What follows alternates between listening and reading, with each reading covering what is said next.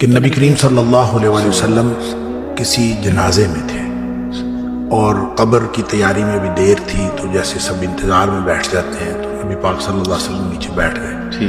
آپ کے ہاتھ میں ایک چھڑی تھی اور آپ زمین میں جیسے آدمی کچھ سوچ رہا ہوتا ہے تو ساتھ ساتھ ویسے تو پھر آپ نے اس موقع پر ایک بات ارشاد فرمائی. پھر آپ نے دونوں کیفیتوں کو الگ الگ بتایا. آپ نے فرمایا جب مومن کی روح نکلتی ہے تو فرشتے آتے ہیں، ملک الموت جنت سے کفن لے کے آتے ہیں، اور وہ جیسے میں نے پہلے بھی عرض کیا کہ وہ آ کے فرشتے سارے اپنی اپنی ڈیوٹیاں لگ جاتی ہیں، اور پھر وہ اس کے کان میں آ کے کہتا ہے ایتھا النفس الطیبہ، اے پاکیزہ روح نکلو، اخرجی الی مغفرۃ من اللہ ورضوان، سبحان اللہ کی مغفرت اور اللہ کی خوشنودی کی طرف نکلو.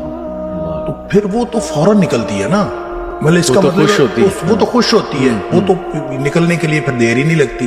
اور وہ جیسے پانی کی مشک بھری ہوئی ہے تو بند کھول دیا جائے، تخرج تسیل کما تخرج القطرۃ من فی السقا، وہ نکل جاتی. تو دوسرا جو ہے جب وہ مومن کے علاوہ کافر اور منافق کی موت کے لیے جب فرشتے آتے ہیں تو نبی کریم صلی اللہ علیہ وسلم نے فرمایا وہ جہنم سے بدبودار کفن لے کے آتے ہیں. اب اس طرح ڈیوٹیاں لگ جاتی ہیں، سب بیٹھ جاتے ہیں، تو وہ جو ملک الموت ہے وہ اس کے کان میں آ کے کہتا ہے ایتھا النفس الخبیثہ، اے ناپاک روح نکلو، اخرجی باہر نکلو، الی سخط من اللہ وغضب، اللہ کی ناراضگی اور اللہ کے غضب کی طرف نکلو. اللہ کی ناراضگی اور اللہ کا غضب تیرا انتظار کر رہا. آپ اندازہ کریں جس کو یہ کہا جائے اور ادھر دنیا میں پڑے ہوئے اس کو یہ خبر مل جائے کہ اللہ کی ناراضگی اور اللہ کا غصہ میرا انتظار کر رہا ہے، تو وہ کیوں نکلے گا؟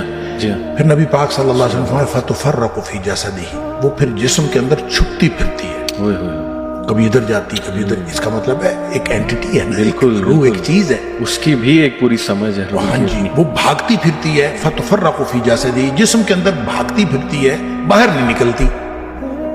تو پھر فرشتے جو ہیں وہ فینزعہ، وہ پھر اس کو کھینچ کر نکالتے ہیں. اللہ اکبر.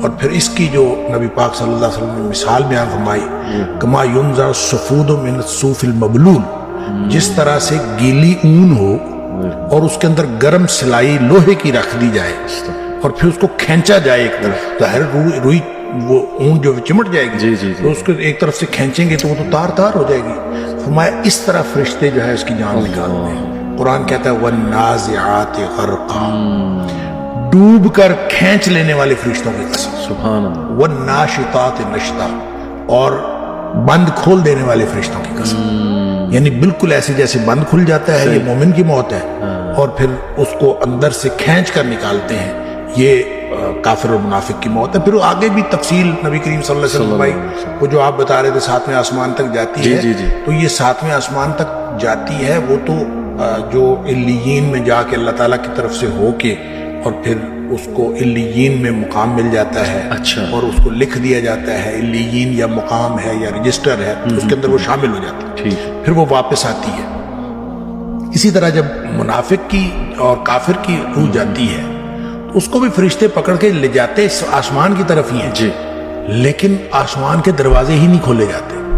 اچھا، اس حدیث میں یہ بھی تفصیل ہے کہ ظاہر ہے جب مومن کی موت جنت کے خوشبودار کفن میں ڈالی جاتی ہے تو ہر طرف خوشبو پھیل جاتی ہے. صحیح. اور وہ فرشتہ جب لے کے جا رہا ہوتا ہے اس کی روح کو، سب پوچھتے ہیں کس کی روح ہے، کیونکہ خوشبو پھیلی ہوئی ہوتی ہے. صحیح. اور ہر شخص اس کے لیے جو ہے نا وہ دعائیں کر رہا ہوتا ہے، اور ہر شخص خوشی اور مبارکباد کی صدائیں آ رہی ہوتی ہیں. دوسری طرف جب وہ کافر کی منافق کی موت وہ جب آتی ہے تو اس کی بدبودار کفن ہوتا ہے اور بدبو پھیل جاتی ہے سارے چار چفیرے ہر عالم. صحیح. جب وہ ہر طرف بدبو پھیلتی ہے تو ہر کوئی جو ہے نا اس کے اوپر لعنت کر رہا ہوتا ہے. پھر وہ لے کے آسمانوں کو چڑھتا ہے، آسمان کے دروازے ہی نہیں کھولے جاتے. قرآن میں بھی آتا ہے کہ اس کے لیے آسمان کے دروازے نہیں کھولے. اچھا، اس پر پھر حدیث میں آتا ہے کہ وہ فرشتے پھر اس کو وہاں سے چھوڑ دیتے ہیں. اچھا. وہ پھر گرتی ہے نیچے، یعنی جو جہنم ہے وہ پستی کا استعارہ ہے. صحیح. اور جنت جو ہے وہ اونچائی کا اور بلندی کا.